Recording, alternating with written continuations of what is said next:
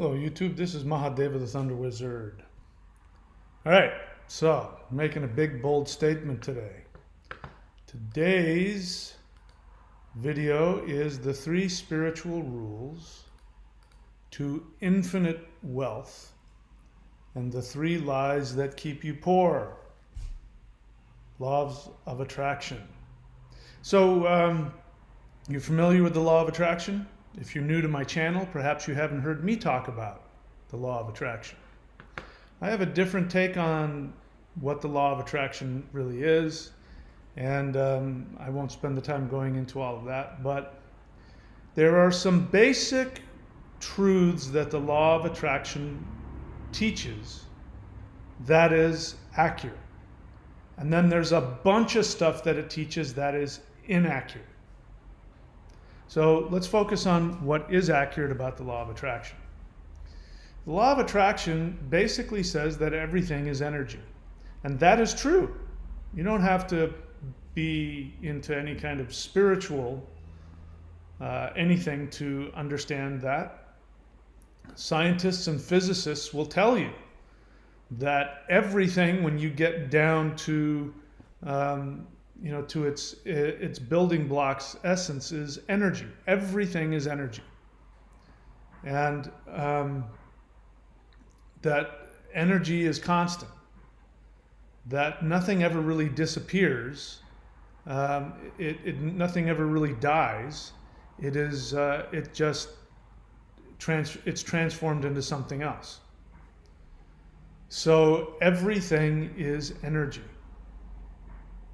Money is energy. Prosperity is energy. Happiness is energy. So really the question is, why don't you have infinite wealth? Why don't you have infinite wealth? And infinite wealth to me means having the resources to do whatever I want, whenever I want, wherever I want. That to me is infinite wealth. There are people that have billions of dollars, but they do not have freedom. They don't have the freedom to do what they want, when they want. There's no shortage of people who have billions of dollars who are not happy. There's never enough money for them. They have more money than they could literally spend on anything for themselves. If they spent literally everything that they had on what they want to physically experience, and that's what I mean. You have to be able to physically experience it. They would, how much would that take? A couple $1 million? I mean, it wouldn't take a whole lot. I mean, that's a lot of money, don't get me wrong. But, when you have billions of dollars, I mean, you could really, 99% of their wealth is completely useless to them. So being infinitely wealthy is about having the resources, which includes money, having the resources to do what you want, when you want, how you want. To physically have all the things that you want. Houses, cars, food, clothes, toys. So I didn't put this in there, but let's get rid of one of the lies out there, which is that having an abundance of things is somehow unspiritual. It's not. There's nothing unspiritual about having stuff. That's what makes you happy. Then it is your spiritual duty to give yourself all of those things. That is a spiritual person. Let's put it this way. A truly spiritually connected person has everything they want. Is that you? Doesn't mean you're not spiritual. It means that there's a lack of understanding. And the only thing between you and having everything that you truly want is simply a lack of understanding. All right, so let's get into it, the 3 things. So what was I going to say? So I tapped into what is true about the law of attraction. Law of attraction presupposes that everything is energy. Now they have this whole thing about you attract to you what you emotionally vibrate. That is completely incorrect.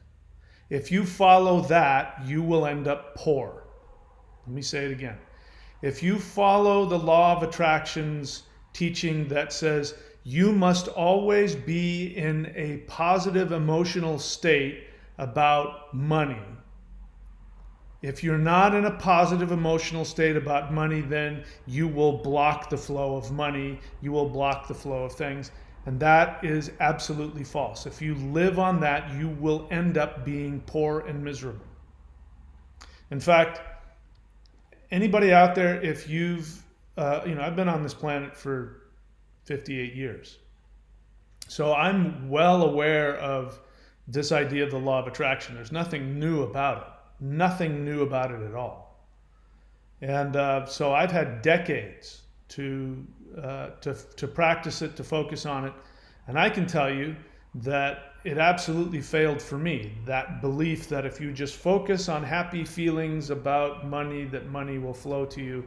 Or if you focus on happy feelings, happy things will come to you. If you focus on negative feelings, negative things will come to you. I found that to be completely false. That eventually you cannot keep that up. No human being can do that. And I challenge you to find somebody besides the so-called gurus who are out there charging, $10,000 to go on cruises with them, where they tell you about this. Other than that, find just the average person who has been following the law of attraction and tell me that they are absolutely, totally just swimming in wealth and money and they're very happy. You're not going to find it. What you're going to find with people who follow the law of attraction is that the majority of them are still trying to get there. They still are waiting for that. It's just around the corner. One more cruise with Zohar the Magnificent while she channels the alien beings that tells you basic, random common sense that if a human being would say it to you, you would discount it. But if it comes from somebody who's channeling beings from another star system, then somehow this really basic common sense nebulous thing has this incredible spiritual power. That's what you're going to find. You're going to find most of them are in debt. Most of them don't have what they want. They're miserable. And it's simply because of a lack of understanding. All right, so let's get into it. So the three things. The first thing is that this is probably the most important. Money is an illusion. Money does not exist. Here's this woman. We got her here. I hired her. I paid her $10,000 to take this picture of me. To take this picture for me, and she's just got the cash that I've got lying around in my wallet, and she's really happy about that. But what she's holding, all of those, who knows? That's probably a couple $1,000 probably she's holding in her hand. That is actually an illusion. That doesn't exist. Money does not exist. If money truly existed, then that would mean that the pharaohs who built the pyramids, that must mean that they had money. They didn't. I don't know what they used for currency. If money existed, then that would mean that Native Americans before Europeans came to the New World, that must mean that they needed money in order to have buffalo skins and corn and whatever the hell, canoes, moccasins. They must have had money, otherwise they wouldn't have got those things. Oh, what's that? They didn't have money? That must mean that my ancestors 2,000 years ago in northwestern Europe, they must have had money. But as we know from the historian Tacitus, The Roman historian Tacitus, 2,000 years ago, when the Romans went to northwestern Europe, and they found these barbarians that they called the Germanic tribes. They tried to give them money, and they went, "What the hell is this? I don't know what to do with this." They thought it was shiny and pretty, but they didn't know what to do with it. And if you gave them a choice between gold and silver, they took silver because silver was shinier. If you gave them a silver goblet, they went, "Ooh, that's pretty," and then they stuck it on the wall and they didn't use it. They preferred using their wooden cups to drink from because it was more practical. This right here, this is a $5 Australian bill, and it's not even made out of paper. It's monopoly money. It's plastic. I mean, I couldn't wipe my ass with it. I couldn't light a fire with it. I might be able to pick my teeth with it, but I don't want to do that because I don't know how many people have held on to it. It doesn't exist. This is a number on here. The difference between, let's see, do I have another one in here? Difference between a $5 bill and a $10 bill. Now here's another $5 bill. Difference between a $5 bill and a $10 bill is just the little symbol here on it. The actual, like the contents of the bill is exactly the same. It's just plastic. It's completely worthless. It does nothing. Has no practical value. What happens when you take out your ATM card and you get a bunch of paper that comes out, that gets spit out at you from this thing on the side of the wall? What ends up happening is that the numbers change inside your bank account. Inside your bank account, like if you were to go to your bank account, if you were to find where your money is stored, you wouldn't find, there's no physical location for your money.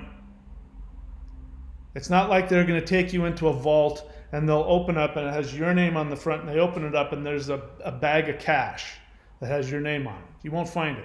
You're not going to open it up and say, "Oh, here's the gold that is represented by your money, and every time you take money out, we give you this paper, and then we come in here and we take some of the gold out. But every time you put a check and deposit it, then we take a bunch of gold and we stuff it in your room and we close the door." You won't find that. Your money doesn't exist. It's a completely, totally arbitrary illusion. It's an intellectual concept. It does not exist.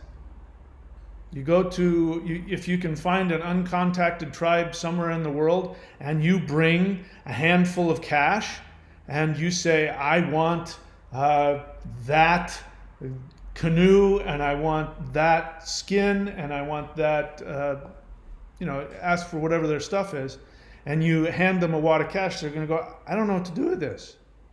Do you have any," they're going to want to barter something. "Do you have any skins? Do you have any knives, or do you have any tools? I need something I can use. Otherwise I'm not going to give you my stuff." So let's get rid of the idea that money exists. It doesn't. And what is money? Money is resources. Resources means, money is the symbol that you use to get the stuff that you need. I'm drinking some tea out of a cup. That's a real thing. I need that. If you take the plastic thing away from me, I can't eat or drink it. Right? So you get the concept. So get that out of your head, that there's people who have money and people who don't have money. That doesn't exist. All you have is resources, and resources are simply the manifestation of energy. Now, there is no difference between your physical body and the physical body of some incredibly rich person. If you consider yourself to be poor, if we were to strip you naked and strip the rich person naked, other than the specifics of your body types and whatever, your bodies are the same. You have the ability to absorb energy into your body. spiritual energy, sunlight. Your body does the same thing as a rich person. And the rich person's money is nothing more than the expression of the energy that has come to them. That's it. If your physical body has the exact same capability of absorbing and processing energy as that person, then why is it they have more money than you? Because money is just the expression of energy. It's one expression. It's not the expression. It's one. These bananas are an expression of energy. Manifestation of energy. And if when I ask you, why does that rich person have more money than you? Your response, if you're honest, your response is going to be, well, they deserve it more than I do.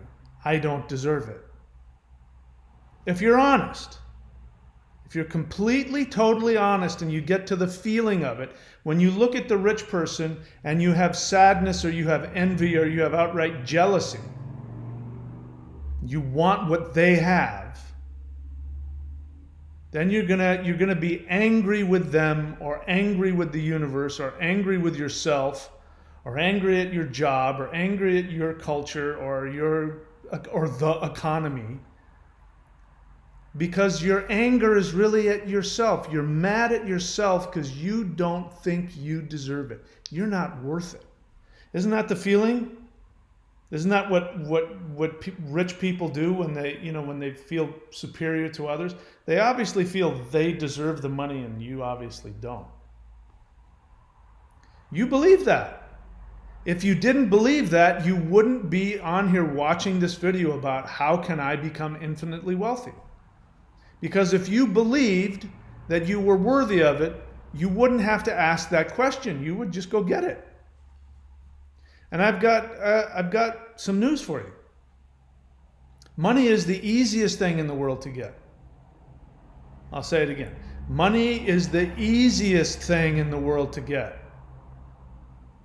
Health, happiness, respect, love, those things are hard.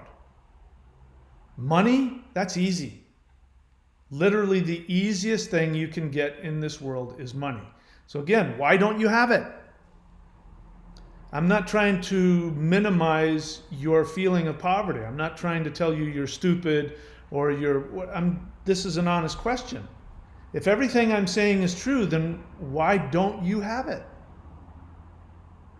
It's a very real thing. Poverty is a very real thing. There's a lot of people in the world that are poor. And by poor, I mean not just they don't have physical money, they also don't have any resources. I mean, again, money is an arbitrary concept because, 10 US dollars is what? 100,000 shekels, or I don't know, yen, or, in some other pesos, you know what I mean? When you go to another country, if you're a United States citizen, you go to another country, like you go to South America, and what costs, $5 in the US costs thousands of whatever pesos or whatever they have. It's like, how did that happen? That obviously wasn't the intention when they created that currency. Oh, pesos. Let's have pesos be like thousands of times less value than US dollars. That wasn't the intention. Something happened to, I'm not an economist, so I don't know, but I honestly don't care because it doesn't matter. It's all arbitrary. The numbers are arbitrary. They literally are arbitrary. And in the United States, there used to be, your dollar used to represent $1 of gold. And so instead of giving you $1's worth of gold, they gave you a piece of paper, which was an IOU from the government. The U.S. was saying, I owe you $1's worth of gold. It's inconvenient to carry gold, but here's this piece of paper. And you can use this anywhere in the United States or any place else that takes U.S. money, as long as the other person agrees that that piece of paper is equal to $1's worth of gold. The British pound, right? Used to mean a pound of silver. Right? Is it silver? And so a pound so they'd give you a banknote, an IOU that said 1 pound, meaning it was equal to 1 pound of precious metals. And that's not true anymore. Those pieces of paper are not directly connected to anything. And even then, if you want to talk about gold, those of you who think gold means something, can you wipe your ass with gold? No, not really. Can you burn it for fuel? No. Can you eat it? No. Maybe you can turn it into a fancy goblet. But if somebody, if the world falls apart and somebody needs wood for their home, or they need a cow so that they can slaughter it and eat it, or they need chicken or fruit, or eggs, your bar of gold is going to be meaningless to them if they don't also value that bar of gold as having some value. It's all arbitrary, all of it. It's all an intellectual concept that has no practical reality. So stop worrying about how much money you have in your bank. It's meaningless. The money that you end up having in the bank will be an energetic expression of resources. It just means the power to get resources, and that's it. All right? So money is an illusion. It doesn't exist. It is simply the manifestation of the energy of resources. All right, the second thing that you need to know about money is that money, as I said, is just the expression of energy. If energy is flowing to you, money will be flowing to you. If money is not flowing to you, it means that energy is not flowing to you. And as we've already talked about, there's no difference between your physical body and a rich person's physical body. Money is flowing to that rich person. That means, at the very least, the energy of money. They may be closed off to all kinds of other energy, but they're not closed off to money. The energy of money, which is resources, the energy of resources is flowing to them, and they are open to that. They have an awareness and a belief that that energy is something that they're supposed to have. So if you don't have money, it means that on some level, on some part of your unconscious, you don't believe that it's supposed to flow to you. Because if you did believe that, it would flow to you. So again, these are the questions you really need to ask yourself this question: why am I poor? And you really need to know the answers that you come up with. If the answer that comes up to you is that, well, it's this economy, then that means, well, let's talk about something else here. All right, so there's something else that's extremely important, and it sounds like it was made up in some New Age spiritual guru, but it's actually a psychological term. And that is locus of control. Locus of control. If you have an external locus of control, it means that you are a victim of circumstance and things outside of you have power over you. If you have an internal locus of control, that means that you believe that you have power to influence your external reality. And it is a fact that people who have an internal locus of control are able to manifest and create the life that they want. They're able to overcome problems. They're able to, if they run into difficulties or challenges, they have the ability to go inside and say, I can totally pull this off. I have the worth. I have the value. I deserve to be here. And so I'm going to go make it happen. And they do. And the people that have an external locus of control believe that other things and other people are responsible for everything in their life. And specifically, we see with people who have mental illnesses. People who have mental illnesses, I'm not talking about all specific types, people who have mental illnesses believe that other people and events have control over them. So one of the most famous words is narcissist. People throw the word narcissist out. That person's a narcissist.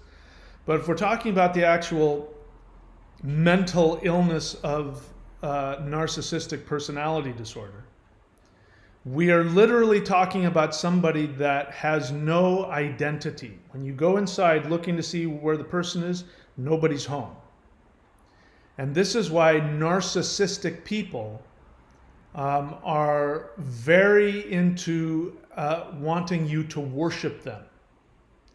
They present themselves as these perfect, omnipotent, godlike creatures, and if you don't worship them as such, they will torture you. They will physically attack you, verbally, mentally. They will seek to cause you harm. And they will seek to control you, because they have an external locus of control.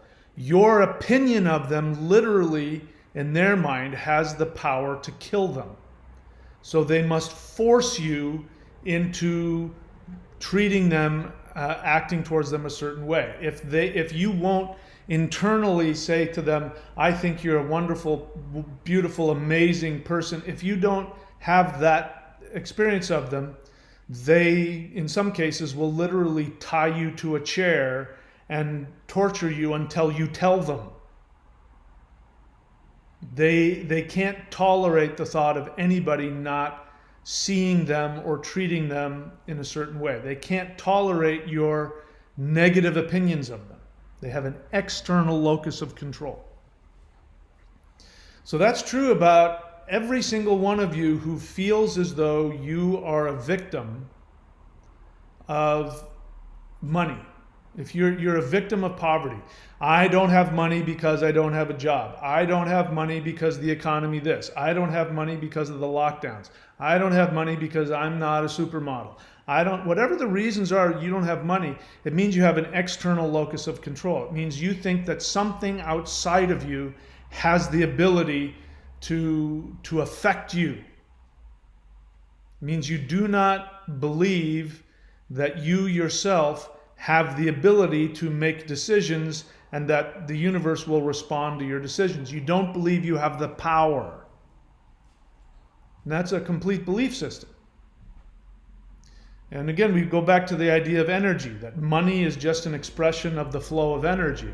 If you take that billionaire and stand him next to you with all of his clothes off, and you stand next to him with all of your clothes off, your physical bodies have the same capacity to take in oxygen, to take in sunlight, you have the same physical and spiritual ability to receive energy. So why do they have money and you don't? I'm going to tell you why. The third thing you need to know about money is that the only thing that prevents you from having literally anything that you truly want, the only thing that prevents you from having anything that you truly want is your guilt. Now, what's interesting is that when I hear something like that, I feel guilty. I feel demeaned. If somebody says, it's your guilt that keeps you from having money. Because there was a long period in my life when I didn't have money, when money was just a constant struggle. And it was a very just the energy that went into, my ego being deflated by not having money. It was incredibly exhausting. But if somebody were to say that to me, which of course they did throughout my life, they said, the only reason you don't have money is because you don't believe in yourself. The only reason you don't have money is because you don't feel worthy. The only reason you have money is because, as I'm saying here, the only thing that's preventing you from having anything is your own guilt. And what's ironic is that instead of going, oh, so if I get rid of guilt, I won't have that, people feel guilty about that. They go, well, that's not my fault. I can't help it that I feel guilty. Why are you judging me? So if I tell you you're judging yourself, you'll judge yourself for judging yourself. But that's the only thing that's keeping the flow of money to you. Because money is simply just an expression of resources. And, to break it down even further, the truth is you don't even have to have money. Because money is the thing you use to get the stuff you need. So all you need is the stuff. However you get the stuff, doesn't matter. If you get it through money, great. If you get it through your parents, you get it through your spouse, the government gives it to you. I don't know, however the hell you get the stuff, that's the only thing that matters. As I said, you could have a wad of cash in your pocket, but if the other person that you're giving the cash to doesn't agree with you that that wad of money has value, then you won't get anything. They have to agree. They have to agree, yes, those pieces of paper represent X amount of value. If they don't agree with that, your money's worthless. But if there are two people sitting next to each other and they're both very hungry and there's one banana, that's not up for debate. The banana will have an actual real effect. It's an actual resource. Whichever one of those two people gets and eats the banana is going to benefit. And it's not up to us to decide whether or not the banana has value. The banana has value. It has real value that doesn't go away because you've decided that bananas don't have value. Got it? Have I pounded that into you that money really doesn't exist? So, since money is just the expression of energy, the only thing that prevents you from having any expression of energy, which means any resource, the only thing that's preventing you from having anything is simply your guilt. Because it's not like you are standing next to somebody and, imagine standing next to somebody and all of the oxygen flows to them. And they're able to breathe and get oxygen, but for some reason you're not. You're standing next to them, but the only thing that you're breathing in is, whatever other inert gases, helium and hydrogen. You're breathing in those, but you're not getting any oxygen. That doesn't make any sense, right? Oxygen doesn't give a crap. Oxygen just is equally distributed in the air around you. And if you have the ability to inhale oxygen, it doesn't matter. You have the same ability to take in and attract the energy that gives you resources. You have the same ability in your body as the rich person. So again, why do they have money and you don't? It's because of your guilt. All right, we'll talk about that in a second. Now let's talk about the 3 lies. Before I go any further, I just want to acknowledge, why am I making this video? I'm making this video today because I get a bunch of new people that show up to the channel. And of course, if you haven't been on my channel for a while, then you don't know everything that I teach. And lots of times I will talk about things and not talk about certain things for a long time. So if you're new to my channel, there's a book, and you don't even have to buy the book. You can go on to my YouTube channel and you can watch this video. And that video is, and the book is, The Shamanic Secret Commandment to a Perfect Life. Shamanic Secret Commandment to a Perfect Life. Now, if you don't want to buy the book, which you could go on to Amazon and get, just type in, that, or type in my name, Michael William Denny, and the book will come up. As I tell people, it's the smallest book that I've written, and it's the most important. If you can master what's in that little book, you can master anything. It's very simple. But if you don't want to do that, then you need to learn how to search within my channel. This is also important. So to find anything, to see if I have any videos on anything, go up to the top of your search bar on the top of YouTube, and there's a search bar at top, and type in thunderwizard.com or thunderwizard. You'll see my channel page. Click on my channel page. When you go to my channel page, if you're on a desktop, over to the right, you'll see a magnifying glass. Click on that, type in whatever word you want. Money, prosperity, law of attraction, whatever. And you'll see all the videos that I have. Manifestation, I have the Manifestation Mastery course. You can see all the videos on that. If you're on a tablet or on a phone, you'll have to find some pull-down menu that says search. So learn how to search within my channel. Learn how to go and find the playlists. Okay? I mean, there's so many people on YouTube that don't know how to use it.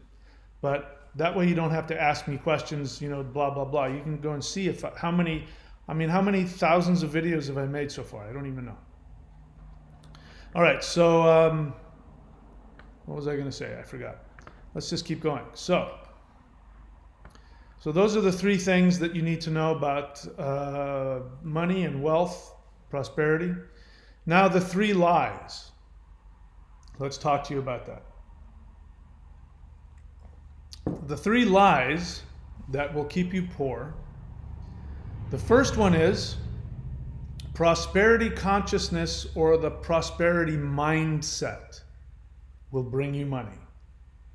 So there's no shortage of millionaire wealthy gurus out there who are going to tell you, think rich, you know, like that. If you thoughts are things. You know, what you think is what you will manifest. What they're really saying is that you have to believe in yourself, and if you believe in yourself, then you'll create these thoughts, and these thoughts will send out these vibrations, and those vibrations, you know, it's just another form of the law of attraction. But there is some truth to that, which is that guilt is what keeps you from having money. So they try to manipulate you or talk you into it or do something to hype you up. What's his name? Tony Robbins. You ever watched like Tony Robbins? He hypes himself up before he goes on stage. Do deep breathing exercises. The people that are there's going to be somebody that comes out and that wrangles the crowd, that will get them all hyped up. Are you ready? Do you believe? And then they'll do deep breathing exercises, or they'll do some kind of positive affirmation. They do something to get people mentally hyped up into feeling receptive and getting excited that this guy with a giant jaw and is 8 feet tall, who's going to walk out, and he's going to do something to you that's going to make you able to go get money. And so they tell you that you have to have a prosperity consciousness, you have to believe in yourself, something like that. The idea is that your mindset, that your mental thinking, or in the spiritual case, your spiritual feelings is what brings money. And so that's all you have to do, is just manipulate yourself so that you don't have any doubts, or that you don't have any mental blocks, or that you believe, all of that stuff. But I'm here to tell you that that stuff isn't necessarily going to do it. I'm not saying it won't, because if you understand what's underneath that, sometimes that mindset will be the doorway to which you will be able to do eventually what I'm going to tell you that you have to do in order to bring all the money that you want into your life. So it's not that they're wrong, but they're definitely not right. Because again, how many people do you know, if you've ever been connected to them? I know people. How many people do you know that have gone to Tony Robbins a bunch of times and they're still miserable and poor? And it creates this weird self-perpetuating guilt, because if you, whether it's the law of attraction and you're going to see Zohar the Magnificent channel the aliens that tell you basic common sense stuff that otherwise you would reject, or if you're going to Tony Robbins with his enormous jaw and him hyping you up, I forgot where I was going with that, but how many of them still end up poor afterwards? I mean, it lasts for a while. You feel good about yourself. You feel hyped up about yourself. You know, you have positive thoughts or you have positive feelings, and yet you still end up poor a month later. Why is that? It's because this whole idea of prosperity consciousness, that your thoughts and your feelings bring you money. They don't. Not in and of itself. So that's the first lie. That's some kind of prosperity consciousness or mindset will bring you money. It won't. Not by itself. Number two, the second lie is believing in yourself or feeling worthy of money. So a lot of people, maybe it's not your thoughts where you think positively about money and I can do it and whatever. You then may be told that you need to feel worthy. So that becomes an impossibility also. Again, everything I'm saying is an external locus of control. It means that you are powerless unless you're able to create a certain thought or a certain feeling. And if you can't do those things, then you will then be a prisoner of whatever happens to you. And again, it creates this self-perpetuating guilt wherein, you know, you maybe for a day or two you can have positive thoughts or have positive feelings, and then the next day you feel sad, you feel unworthy, you feel miserable, and then you tell yourself, well, I can't do it. And then you go to their seminars and then you pretend like you do, and then you hear people come up with testimonies. It's like church. I remember this when I used to go to church as a kid. That people come up and say, I just believe in Jesus and Jesus has saved me and my life is so much better and it's all because of Jesus. And I totally believe it. Like if you've ever been in church, this is really common, and it only happens in Christianity. They don't do it in any other religion. But if you go to church, you will hear somebody say, I just know that I know that I know that my God is a good God. I know that I know, and they'll repeat, I know. They're like convincing themselves that God is a good God. You never hear any other religion do that. You never hear Hindus go, I just know that I know that I know that Ganesha is a good God. I just know that I know that I know that Shiva is the highest conscious. You never hear that. Because they're not insecure. Somebody who has to tell themselves over and over again that they know that they know that they know. It means that they don't know. It means that they don't believe it. They're trying to convince themselves that they do. And this is the kind of thing that happens when you go to Zohar the Magnificent or Tony Robbins or whomever. They're going to go up there and they're going to have this testimony. And when you listen to their testimony, instead of it making you feel like maybe it does the first time, you go, if he can do it, I can do it. But then after the third or fourth time, you're like, well, I don't want them to judge me. So when they ask me to go up, I'm going to go up and tell them how fabulous and amazing, the Tony Robbins method is, and how Zohar the Magnificent, has shown me that my feelings can bring me, and hey, I know that I know that I know. You're going to end up doing that. Believing in yourself or feeling worthy of money won't bring money to you. And I'll even take it a step further. You can actively feel unworthy. You can be filled with doubt, fear, guilt. You can have all those feelings. When I talk about having an internal locus of control, you can be aware that you don't have that. You can be fully, totally obsessed with failure and still have money. Money will still flow to you no matter what you're thinking or what you're feeling. If you understand what I'm going to finally get to. So the third lie is that, what I just said, feeling prosperous. So thinking prosperous will not bring you money. Feeling prosperous will not bring you money in and of itself. But it is possible that having the proper mindset, whatever that means, believing in yourself, feeling worthy, and actually having the feelings of positivity towards money, those things can actually bring you money if they result in you taking action. But if those feelings and those thoughts do not spur you to take constant action, nothing will happen. So that's the big thing. And if you can go on right now, if you want to just search through YouTube, you will find no shortage of wealth and prosperity gurus who will tell you it has nothing to do with what you do. In fact, if you can just get the feeling of money, it'll come to you. In fact, they'll even say to you, it's got nothing to do with what your effort. That it should be effortless. And I'm okay with it feeling effortless as well.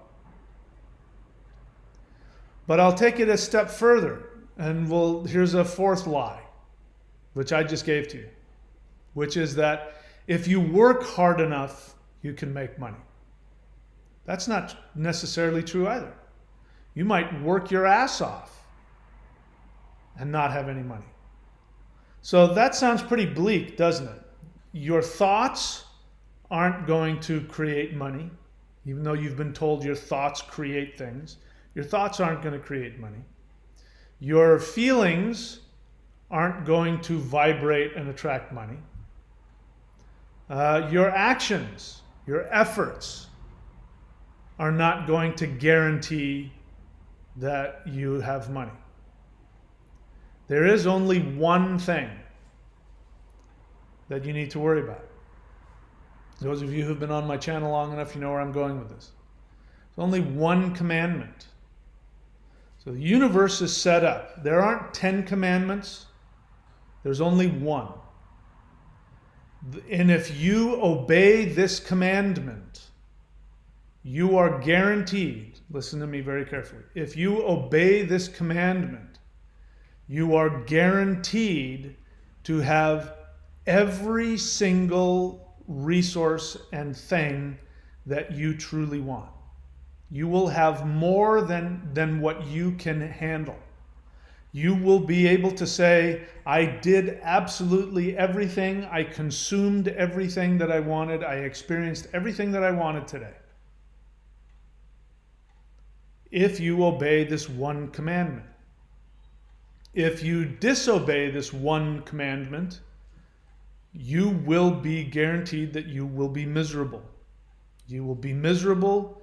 You will be poor in the truest sense of the word, even if you have millions of dollars in the bank.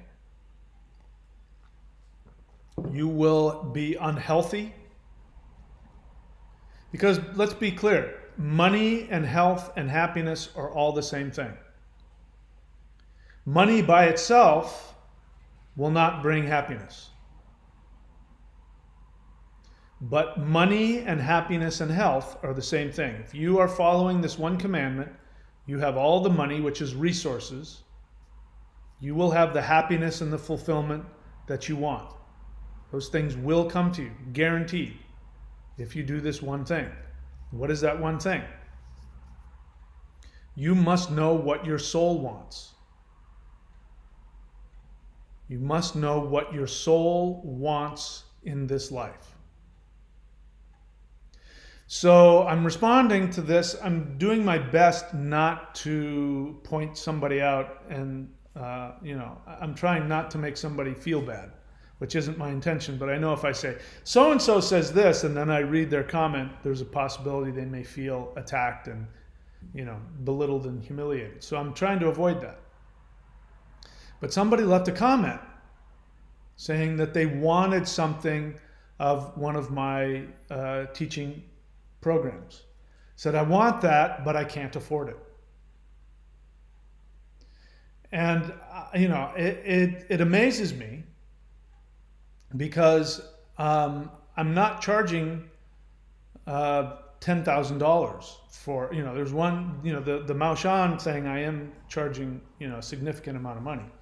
for that. But for the other stuff, it's I mean, to be able to, like, in other words, when people say they can't afford to subscribe to the Lightning Qigong, the Warrior 90 Day, at thunderwizard.com, they say, I can't afford it. And I can't understand that.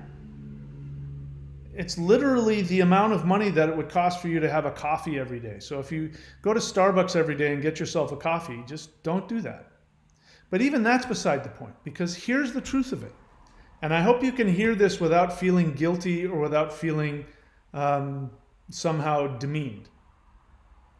And that is that if there is something that your soul wants you to have, there's no reason that you shouldn't be able to get it. I live my life this way. I've lived my life this way, as long as I've been an adult, even when I was broke. Even, I'm not broke now, but when I was broke and I was in debt, I still lived my life this way, which was if there was something that I really wanted, I got it. I did whatever the hell I had to do to get it. I never said, ever, I can't afford that. Even if I couldn't afford it, I never would say that. And I'm thinking specifically of, when the Mao Shan, this stuff right here, which I teach, when I was learning that, I had to pay more money, a lot of money. I had to pay privately for private lessons with the guy in order to learn this. And I had to pay him a good chunk of money. And I didn't have it. I didn't have the money and I was in debt. But I said, I knew that I wanted that. I knew that I wanted this more than I wanted anything else. And so I found a way. I would either borrow it or credit cards or something. I would find some way to get my hands on that money so that I could have what I wanted. And I still do that. If there's something that I want, I get it. It's not even a question if I can afford it or not. I go and I get it. Whatever I have to do. So when I hear people say that they can't afford to subscribe to that, I know that you don't believe that you should have everything you want. So either you don't really want it, or you don't believe that you should have what you want. And believing that you should have what you want is absolutely, totally unrelated to whether or not you have the money. So it's hard for me to have compassion for somebody, and also they don't realize it. They don't know how offensive that is.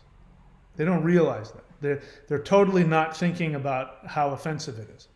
But it's sort of like, walking up to somebody that like has this precious gem.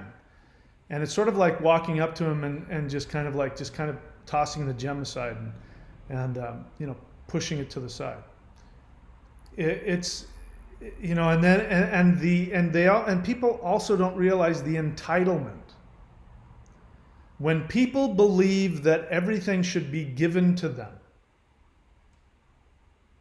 and when people complain about having to pay for something of value, there's an entitlement. They don't think that. They think, look at how poor I am. Feel sorry for me. You should have compassion for me. I don't have the money for that thing I say that I really want.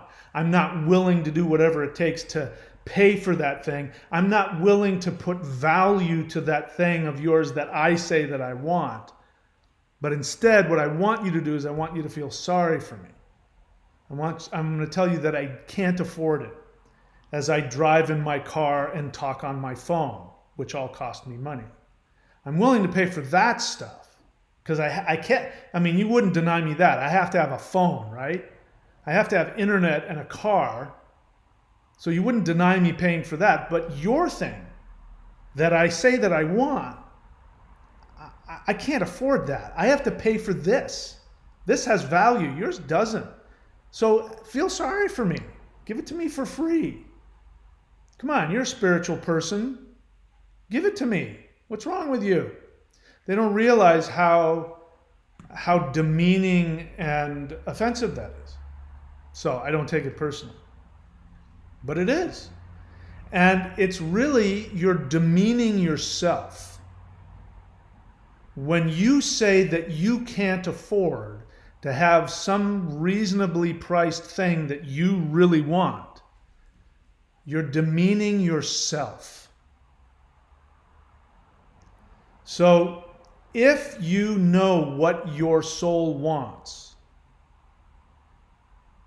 and you make the agreement, if you tell your soul, if your soul says, like I don't, like, even though I do, like right now I live in a house that's far larger than what I need. I live in a 2.5 story, 3-bedroom house, right? And this is my, this is where I work. There's rainforest across the street. The trails go down cliffs to private nude beaches. Woohoo! There's a beach right over there. There's trails that go into the rainforest everywhere. And this is cheap. What I'm paying for this is about what it would cost for me to have a studio apartment near the beach in Los Angeles. It's cheap as hell for me. This was too much. In the beginning, this was the only house that was available for, vacation rental. And even though it was the cheapest one, at first I said to myself, I can't, that's too much house. I can't live there. Until finally I didn't have a choice. And, because finally my soul got tired of it and made the only place available was this big house that's actually perfect for me that, I don't deserve. It's too much house, but it's actually the cheapest vacation property in the area. And the point I'm trying to make about that is that my soul knows what it wants. And when I make the commitment to my soul that I'm going to give my soul everything it wants, my soul will bring it to me. I'll get either the resources or the opportunity or both. I will get exactly what my soul wants. But if you are poor, it means that you are not listening to your soul. It means your soul is telling you, I want this, and you are denying it. You are denying your soul for who knows what reason, but usually it means that there is a conflict. So let's go back to all the things that aren't true. You feeling unworthy, meaningless. I got to be honest with you, I don't feel worthy of this house, but I've had it for 1.5 years. And it's been the easiest thing I ever did. I mean, these people couldn't wait to rent me their house, and they also would come to my house, every week or two and mow the lawns, and always ask me, "Is there anything that you need?" It's just. They treated me like a king. I'm the king in the castle, and they come and they always planting new things in the front yard and fixing this and upgrading that. And I'm not asking for anything. They're just creating this amazing house. It costs me the same as it would cost to rent some crappy apartment in Los Angeles. It's because that's what's making my soul happy. When I sit here and I'm typing on my computer, I'm making my videos, and I look out the ocean right there, and the palm trees, and the birds, and the forest, and I turn my computer off, and I literally walk out of my house across the street, walk through the rainforest, down the cliff to the nude beach that's surrounded by beautiful dolphins and turtles and beautiful naked college girls. It's what my soul wants. And I've made the commitment. I'm going to give my soul whatever it wants. It doesn't mean I have to feel like I deserve it. So get over this idea that you have to feel perfectly, that you have to, think perfectly, that none of that is true. Your soul is infinite. Your soul is God. So let's say, imagine if you believed, I'm not a monotheist, but let's pretend that I am. So if I were a monotheist, I would say that Jesus lives in my heart. And Jesus wants to experience this. Jesus wants to live on the beach with rainforest and nude beaches and empty surfing and warm weather, and he wants all of that. And I go, yes, Jesus, I'm going to go get that for you. I say to Jesus, yes, I will give you exactly what you want. Thank you. I'm going to go try and make that happen. And then what ends up happening is magically, you go and you find, from my case, Airbnb. I find somebody who has this and I say, I'm going to be staying here for a while. Can I just pay you monthly? And they say, sure. And they tell me, if I tell you how much it costs, you won't believe it. When it's, because I'm an American, I get about 25% more for my dollar. So everything's just everything's 25% off. So that just happened, not because I'm thinking to myself, I'm going to go find a place. No, it's just one day I knew that this is where I wanted to be. My soul told me this is where I want to go. So I said, okay, I'll take you there. I don't know what I'm going to do. I don't know if I can afford it. My soul said, don't worry about it. I want it. I'm going to have it. If you agree to walk your human legs over there and bring me there, I will make everything else work out. And it's not about me. It's not about me liking it or feeling worthy of it or any of that nonsense. I'm just the vehicle for my soul. So we run into problems when we start telling our soul what we can afford. So if you come onto my channel and there's a teaching on there that your soul goes, yeah, I want that. And you go, I can't afford it. That's like telling God to shut up. Imagine the creator of the universe sitting in your heart center saying, I've decided that I want to tour my creation and I'm going to sit inside your body while I do that. So you're going to be my vehicle. And then God climbs inside and sits in your heart, and then you start telling God what he can and can't have. That's going to create a conflict. God's going to get pissed off. God's going to be like, who are you to be telling me what I can and can't have? I said I want to live in the rainforest in Australia, right across from empty beaches, and I want to be able to walk down and look at the naked college girls on the nude beach. And I want to be able to surf empty waves, warm water. That's what I want. What do you mean you can't afford it? I just told you that's what I wanted. If you just go do it, trust me, I'll put everything together. I own this whole thing. I created this place. I've got the banks, I've got everybody. Everybody does what I tell them to do. What do you mean you can't afford it? I just told you you could afford it. So that's God being angry. So that's not how the soul works. The soul is joy. The way that you know that your soul is telling you what you want is when you see it, you get this feeling of joy that goes through your body. You get this jolt, you get this experience. You have this feeling of inspiration. That feeling will not last forever. So again, imagine God is sitting in your heart, and imagine God expects you to obey him. And God sends you a command. And you get this piece of paper, you get a letter in the mail, and it says to human being from God. Open immediately. You open it up, and God says, I want you to get on a plane and go to Australia and rent a house in the rainforest on the beach. End of line. That's when you get that feeling of joy, when you're whatever it is, you're on YouTube, you're on the internet, you're walking down the street, whatever it is, you see something, you think of something, and you get this rush of joy that flows through your body, and it's just an immediate thing. That's you getting the letter from God giving you your command. Go to Australia, and everything will be arranged once you get there. Get your ass on a plane and go. I don't have the money. That's all right. I've got credit cards, right? You use your credit card. I'll pay the bill. And imagine you say to God, I don't think I can do that. I don't feel like I deserve that. I don't have the money. I'm afraid. What's God going to say? What the hell's wrong with you?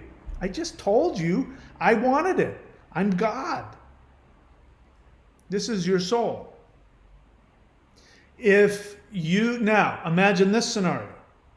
God comes and sits inside your heart, the creator of the universe, and he starts telling you what he wants. He starts to tell you that I want to be a ballerina.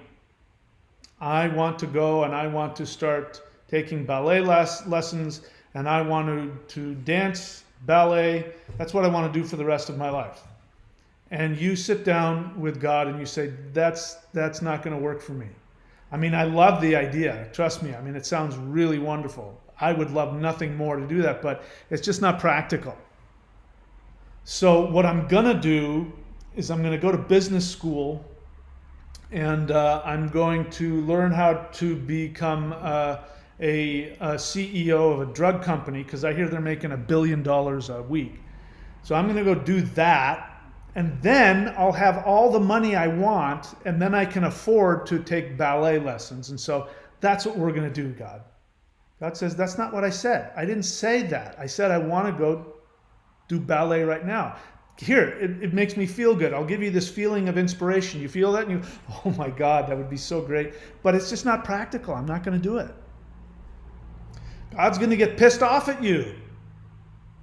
God's gonna, when the source of the universe, that is the source of all energy and all creation, is sitting in your heart, and you tell it can't have what it wants, even though you want the same thing, but you tell it can't have what it wants because I'm not worthy, it's not practical. When you start doing that, what's going to happen? That creator of the universe that has access to infinite amounts of energy and wealth is going to feel blocked off. You will block off the CEO of the universe from the energy that it created. And you are going to suffer. You will be physically ill, you will be mentally ill, emotionally ill, and you will not have the money that you thought you'd have. And I can't tell you how many times I have worked with people. The concept is really simple. Listen to your soul, do what your soul wants, everything will be given to you. People say, well, I have to wait until I get the money first. So you didn't hear what I said, did you? The money's going to come because you will be giving the source of the universe what it wants. And so then the money will come. If you do what it tells you to do. Your soul just told you to go be a ballerina. Go do it. Yeah, but I have to wait for the money first.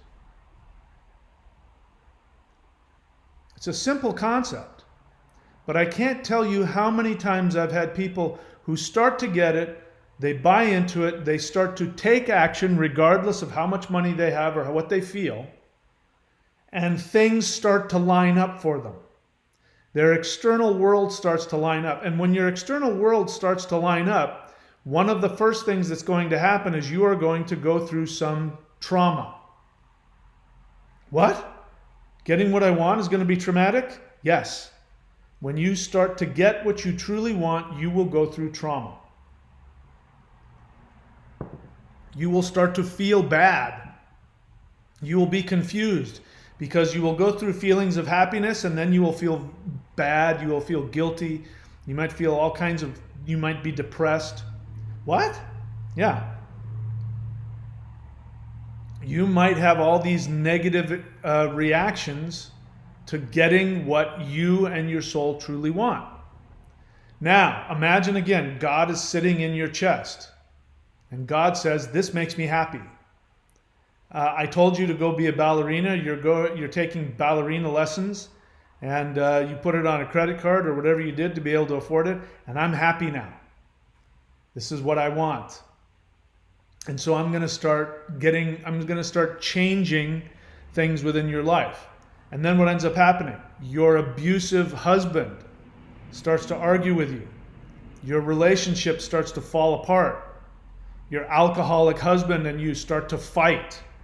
You start to get in these nasty fights. You feel guilty. You feel angry. You feel horrible. You feel miserable because the limited world that you had given to yourself based on your insecurities is coming apart because God is finally getting what he wants.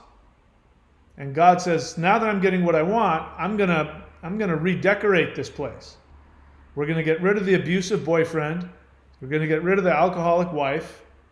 We're gonna get rid of that stupid job because I don't like that stuff. And since you're now letting me run the show, I'm going to get rid of all the stuff I don't like. Now, I'm God, I'm not you. I don't have all of these insecurity issues and these psychological things, and I don't have the guilt from my parents who didn't love me the way that I don't have any of that garbage. I'm pure. I'm pure and I'm happy and I'm fully enlightened and I don't have any of this nonsense. I'm going to raise your quality of life up to mine. Which means that you're going to have to get rid of all the stuff that doesn't work. You're going to have to you're going to have to stop smoking. You're going to have to stop drinking. You're going to have to get rid of your alcoholic husband. You're going to have to, find people that actually care about you. You're going to have health in your life. Now, you thought you wanted this before. Because before, if I had come to you and said, guess what? We're going to get rid of your crappy husband. We're going to get rid of that stupid job. You're no longer going to need to drink and smoke to feel better, and you're going to start to have all these things. You would go, oh, I totally want that. I totally want that. And then once I give it to you, then you realize, oh, I felt really comfortable with all that garbage. I was sitting in a pile of warm crap, and it was really comfortable. And what you're telling me now is I gotta go do something I'm not comfortable with. And you start to feel all of your garbage. So all of your guilt, all of your conflict, all of your insecurities, all of your, self-deprecation, all of that is your problem, not your soul's. Your soul doesn't have those problems. Your soul does not have human ego issues. So the people will defend their limitation. There are people that are sick. They're dying of horrific, painful diseases. But if you give them the actual cure, which involves them being happy, having everything that they want, they will fight against it because it's too painful. It's too painful to deal with all that and let go of all that, so they hold on to it. They believe that their survival depends on them being miserable. None of this is conscious, by the way. Consciously, they're complaining the whole time. Oh my God, I'm so sick. Oh my God, I'm dying. But unconsciously, they're like, no, that's what I want. That makes me feel safe. I don't want the health. I don't want the happiness. That's frightening. It's scary. I'm going to have all my feelings. I don't want to do that. But I'm going to complain about being poor and miserable and unhealthy and all that. So it's hard for me to have compassion when somebody comes on my channel and says, I want this teaching, but I can't afford it. Can you give me the free version? Which if you look, by the way, let me just make it clear. I've got this healing certification here. This is just one of the things I have. I created that because people asked me for it, and surprisingly, only one person has bought it. Even though I mean, there are many people watching right now. You asked me. In fact, you reached out to me and you emailed me and you said, will you please create a distance healing certification course? I finally went ahead and did it, and only one person has bought it.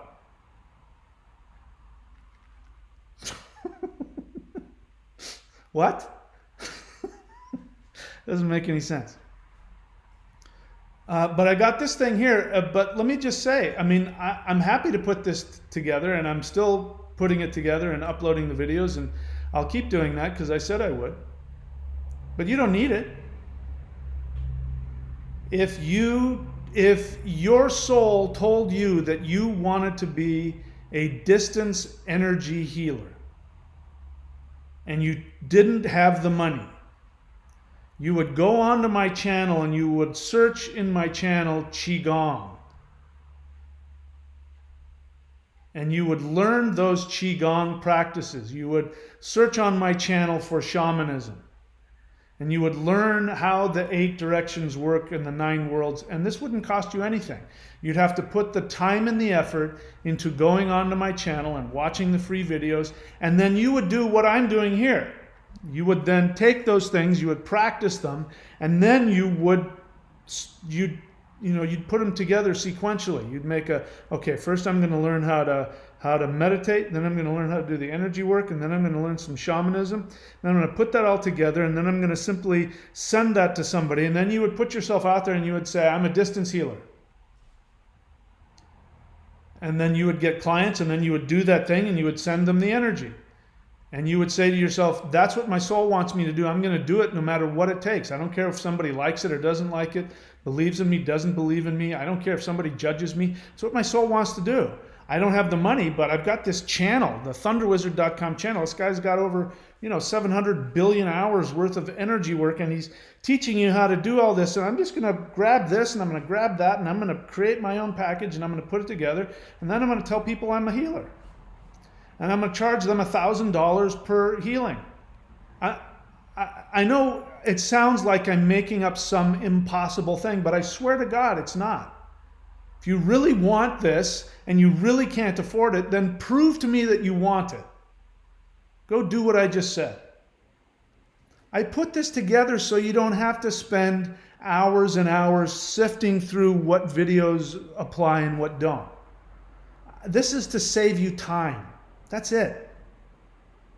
I'm going to give you a certification if you end up doing it. I'm going to give you a PDF that looks official and has your name on it and says you've been certified by me. And if you want to put that up on your wall, or if you want to go, get some, use that to, on your website to say I've been certified, go ahead.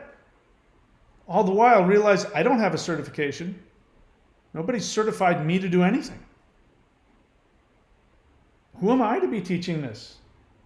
I don't have a certification. I don't care about certifications. My soul told me to do it.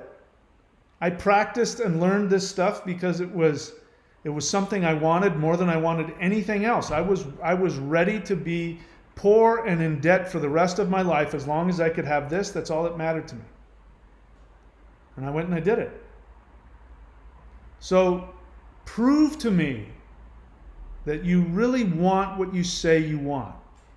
And it doesn't matter what, even this stuff, which I know is expensive, but again, the numbers next to money is arbitrary. It doesn't mean anything.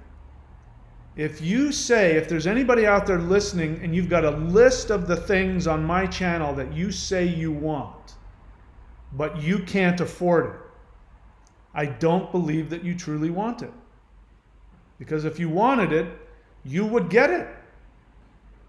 That's what I did. And I don't know, I only know my experience. I know what I've done and what my experience is. And my experience is that when I want something, I go and I get it no matter what it costs me. And it always works out. And in my experience, anybody that says, I can't do it right now, I have to save up, every single one of those people, 10 years later, is saying the same thing. I'm saving up. I'm working this crappy job and I'm saving up to go become a ballerina. I'm going to quit soon. I'm going to quit smoking and I'm going to become a triathlete. 10 years later, they say, I'm still working on that. I'm still quitting smoking. But I'm 60 years old, but I'm going to be a triathlete when I'm 70. But I still have to work this crappy job and it stresses me out, so I can't stop smoking yet. Listen, there's no tomorrow. Tomorrow never comes. Have you ever noticed that? Today is not tomorrow. Today is still today. Today will become yesterday, but tomorrow will never get here, ever. So saying, I'm going to save up, I'm going to do this first, when your soul is saying, but I want it now. I want to be a ballerina now. I don't want to be a ballerina tomorrow. I want to be a ballerina now. You've seen that nothing in this world can be predicted. The idea that the delusion that my parents lived under, which worked for a while,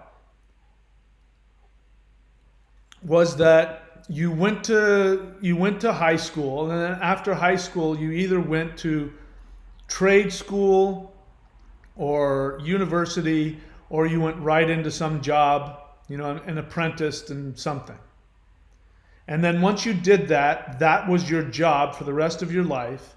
And then you built up a pension and a savings. And then when you were 60 or 65, you then retired and you lived in Florida. Your health was crappy and you ate fish and played shuffleboard and then died.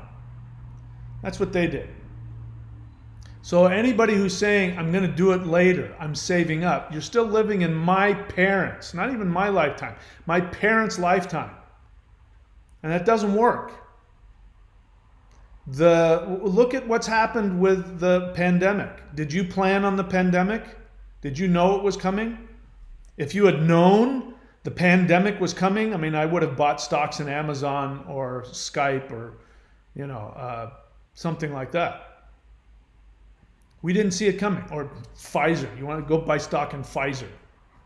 Actually, don't do that, but you get what I'm saying.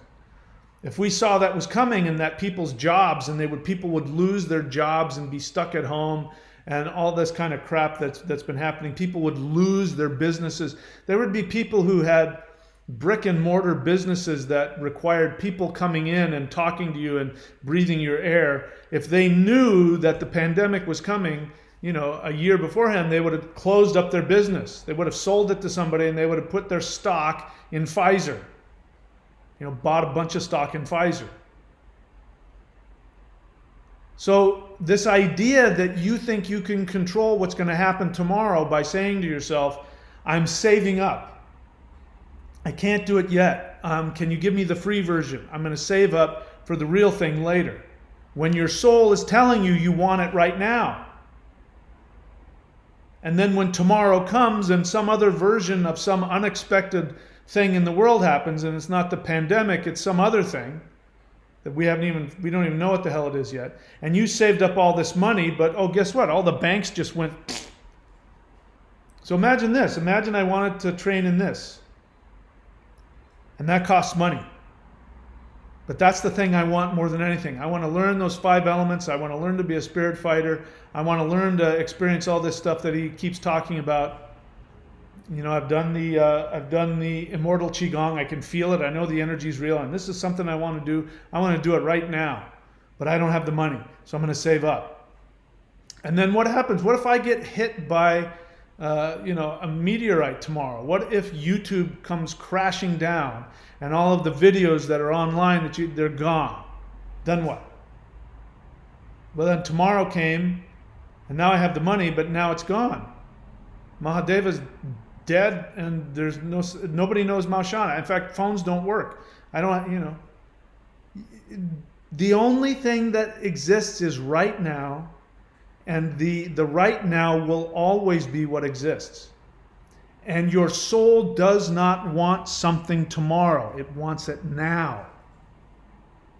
And the only thing that you need to do is learn the difference between what you think you want and what you truly want. And most people, when you ask them about what they want, they say, I want to become a CEO, I want to go to business school, I want to learn search engine optimization, and then I'll have the money to do what I want.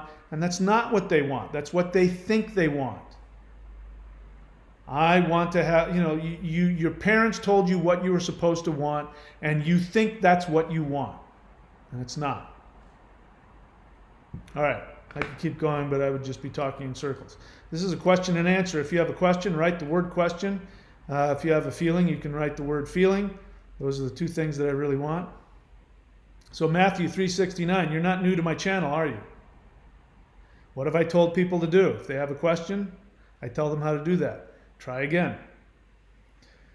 Flux Pavilion, honest feeling. I used to play the video game Diablo, and the characters in that game follow Mao Shan and Norse religion. I find it cool how your beliefs intersect. That's interesting. I will have to go watch that video game. Vincent.thunderwizard.com. By the way, Vincent.thunderwizard.com is one of my astrology certificate holders. And every time he comes on here, he says hello. I pitch his website, and guess what? He gets clients. If you want to get certified in my kind of astrology, you can go to, right now you can go to lockdown.thunderwizard.com, and you too can be certified. And if after you're certified you come onto my channel and say hello, I will pitch you to the website that I put up for you.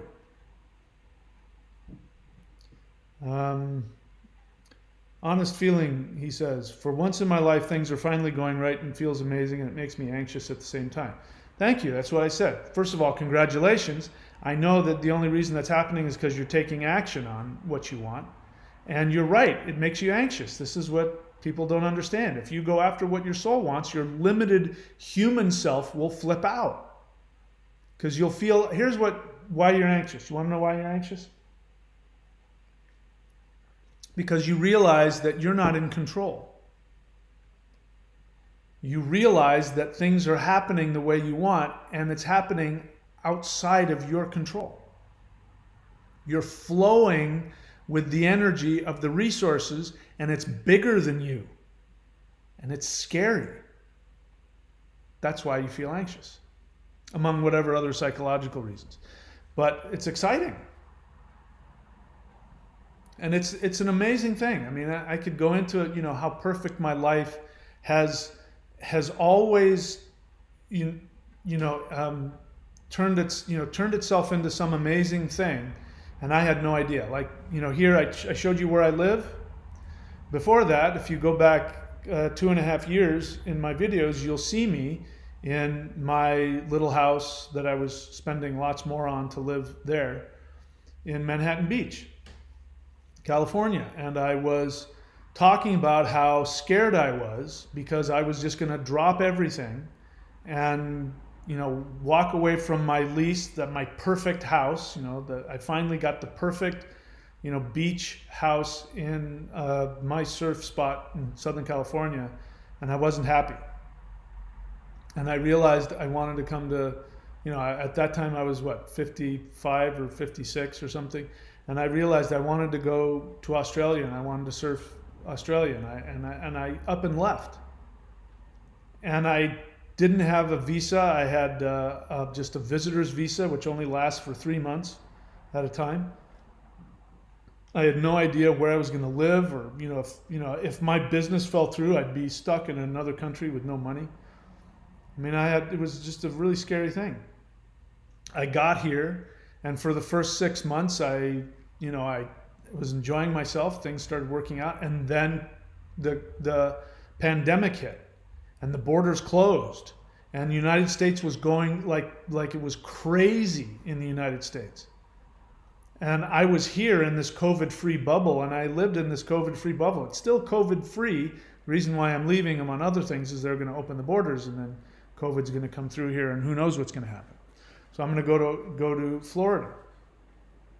And so instead of flipping out and trying to control and stay here and force myself to stay in this, I'm going to flow with it, and I'm going to find the closest thing to this that I could find where I don't have to deal with any kind of mandates is Florida.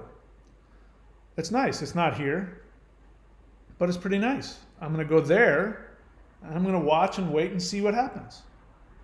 And in the meantime, I'm going to kayak with literally out my back door, because I got a new place there now. I'm going to go out my back door, and I'm going to kayak with the dolphins and the manatees while I watch what was going on in the United States perhaps happen here in Australia. I'll watch it from Florida, and when things calm down, I'll come back. But the thing is that the universe just creates whatever openings I need, and I just listen. If you had told me that the pandemic was going to come. You're going to be trapped in Los Angeles, in one of the worst places in the world, and you're not going to be able to even go to the beach. They won't let you go to the beach. And I said, or you can be in Australia paying less than you're paying now and live in the rainforest, right across from Nude Beach. Which would you take? I would say, well, I'm going to go to Australia. But the universe didn't do that. The universe didn't say, shit's going to really hit the fan here. You better get to Australia. My soul went, you know what I want? I just want to drop everything here. I'm not happy here, and I want to go and try living in Queensland, Australia for a while. Not knowing. I was scared to death. I had no idea what was going to happen. It was really a frightening thing. And it turned out to be the absolute best thing I could have possibly done. If I had stayed in Los Angeles, which after I had bought the tickets, I'm like, holy crap, what am I doing? This is so crazy. I'm not leaving. And I've got this house in Manhattan Beach. I have everything I want. I'm not leaving this. I have no idea what's going to happen. If I had listened to that fear, and if I had tried to control my environment, would have been a really bad 2.5 years. Instead, I let go of control. I'm not controlling anything. My soul tells me what it wants, and I just do what it tells me. And every time I do, I'm like, holy crap. I'm really lucky I listened and just listened to my intuition and let it tell me what I'm supposed to do. But we're supposed to live in exciting experiences and not know what's going to come next. We're supposed to. This life is it's a roller coaster ride. We came here to not know what's going to happen next and just follow our crazy intuition and do what we want. That's why we came here. To do anything less than that is telling God to go fuck himself. It's not a good idea. What else? So that was your Baba Junzo question. I told myself I wanted to do the Maoshan knowing I don't have the money. A month later, I got vocational service. Is helping me become a yoga instructor at a studio and make more money. Question part 2. Is this the sequence of events like what you're talking about? Is this my soul providing the resources? I mean, what do you think? Here's what I say. I say that when your soul tells you what it wants, you go do it, no matter what it costs, no matter the difficulty. People climb Mount Everest. They don't look at Mount Everest and go, I really want to get to the top of that, but it looks hard. And then, when somebody says, you say, I'm going to climb it, but I'm going to wait until gravity and wind and rain kind of, erode it so that it's about 5,000 feet shorter. You don't do that. Number one, because the Himalayas are still rising. So when you want that, you go and you get it. I don't know. You tell me. Is that the universe giving you the resources to do what you want? Don't ask me. You're the only one that knows the answer to that question. Thunderstage Rangel question. How would you suggest differentiating between knowing what the soul wants versus our narcissistic infant inside demanding something? That's real simple. Maybe it's not all that simple. When your narcissistic, human, selfish, crazy, frightened human part of you says, "What I want right now is I want to feel good." Well, that's your narcissism. That's your your selfish, destructive. Anything that's destructive to you or to somebody else is not what your soul wants. When your soul wants something, it's going to be the thing that you want, and it's going to be the thing that's also helpful to others. They may not think that. They may say to you, no, I need you to do that sick, fucked up thing you've been doing for me this whole time. If you do that thing and go start living the life of a ballerina, I'm going to have to close down my meatpacking plant because I need you to do the finances for it. And if you don't do it, I can't do what I want. And so, you'll feel guilty because somebody else is telling you that you have to do what they want. But the reality is when you do what you want, everybody else benefits. Even if they don't want to upgrade to the next level of it, that's their issue. But the universe doesn't care. The universe is not codependent. When you go and complain, here's the thing about, like Christians. Christians go and complain to Jesus. Oh, Jesus, please help me with this. I've got so many. If you give me what I want, I'll worship you forever. The universe goes, I don't give a crap if you worship me. I'm not gonna co-sign this for you. I'm not gonna give you something out of some hope that you'll worship me. I don't care. If you want it, go do it. If you go do what you want, I'll support you. If you don't want to, don't waste my time. When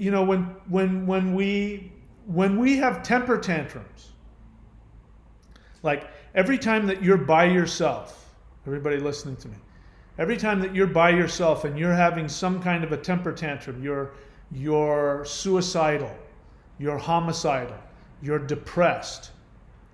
These are almost always you're having a temper tantrum at the universe, hoping to manipulate the universe into giving you what you want. And the universe is not codependent. The universe will almost never stop you from committing suicide.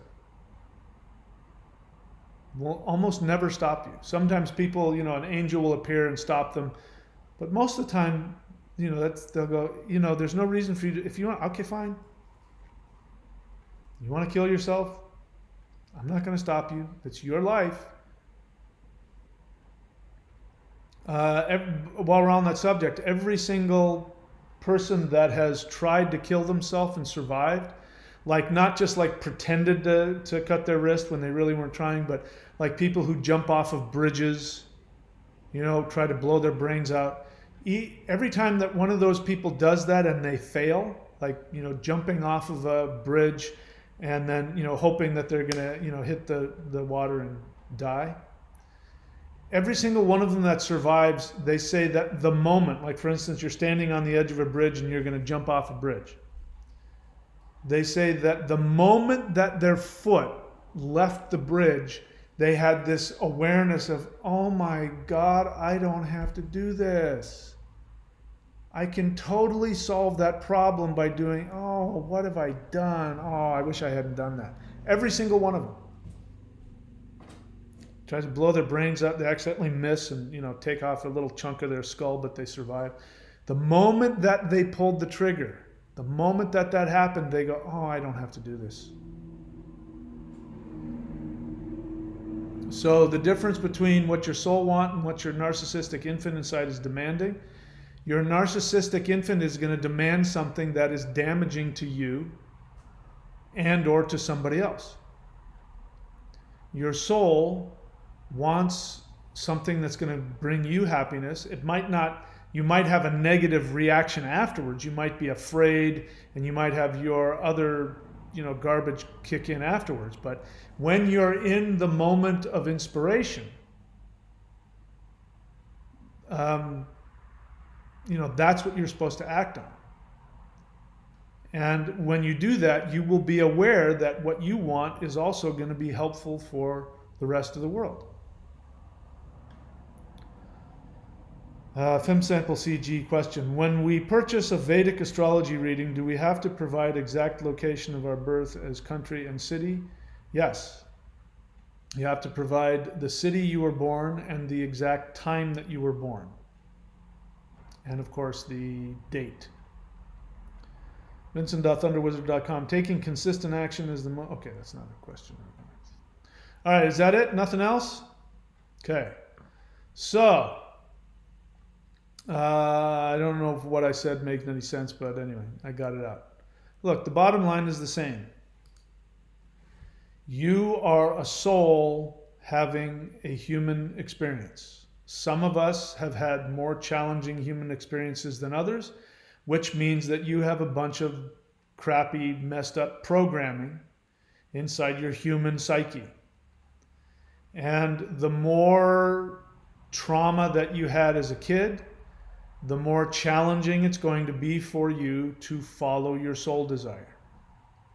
but the rules are the same. Your soul wants what it wants, and if you do not give your soul what it wants, what you are guaranteed is physical, mental, psychological, financial, romantic misery on one or all of those levels. If you listen to your soul, your external life will completely align itself. In fact, it will be this amazing thing that just aligns itself and continues to work perfectly, and things just magically come together to give you what your soul wants. You may have some psychological fallout. You may have some emotional or psychological difficulty making the upgrade. But so what? There's no middle ground. You're either expanding and evolving, or you're going in the opposite direction. You're de-evolving. There's no, you can take 3 steps back and 1 step forward. You can take 5 steps forward and 1 step back. I mean, you're going to bounce back and forth. You're either expanding or contracting. You're acting out of fearlessness or out of fear. And we go back and forth, but ideally we want the graph to be going up. And the more that you do this is what this is about, by the way. The Warrior 90-Day Challenge is about giving you the ability to keep taking fearless action. It gives you all the other stuff, the health, the energy, the spiritual powers, and all the other stuff that people sometimes think that's why they're doing it. But the real reason for that is to give you the connection to your soul so that you will be able to hear your soul's instructions and follow through on them. And then the energy will help you handle you're going to have to make adjustments to handle the upgrade. You're going to have to learn how to not be in control and control everything and just flow with that energy of your soul. When it says, I want you to sell everything you have and go live on the street and be a mime. You're going to have to go, what? You're going to have to deal with that. So we have this thing that gives you the energy so that you can follow through on that. Okay, I don't see any other questions. I'm repeating myself, so I'll shut up. That's all for me today. Hope you guys are doing well. ThunderWizard.com. Scroll around until you get the Warrior 90-Day Challenge. Subscribe. If you want to see everything I've got, go to courses.thunderwizard.com. You can see all my other services there as well. If you want to learn how to become a healer, I'll tell you how I do it, and I'll give you a certification, and you can do whatever the hell you want with that. And we've got this. If you want the most advanced, powerful energy practice I've ever experienced on the planet, you can go there. And that's all for me. It's a beautiful day. I'm going to go walk on the beach. Talk to you guys later. Let's see. Oh.